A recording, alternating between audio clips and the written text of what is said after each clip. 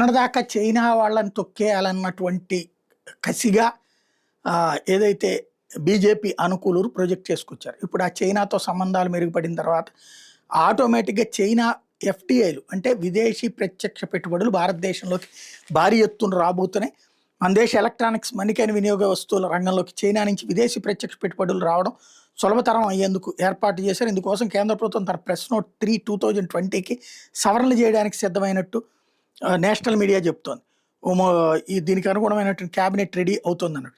ఏదైనా భారతీయ కంపెనీ 49% వరకు ఎఫ్డీఐని అందుకున్న పక్షంలో ప్రస్తుత తనిఖీలోను అంటే ప్రస్తుత కఠిన అనుమతి ప్రక్రియ నుంచి పూర్తిగా బయటకు వచ్చినట్టే. ఎలక్ట్రానిక్స్, యంత్ర పరికరాల రంగాల వంటి ఎంపిక చేసిన రంగాలకే ప్రతిపాదిత మినహాయింపులు వర్తిస్తాయి.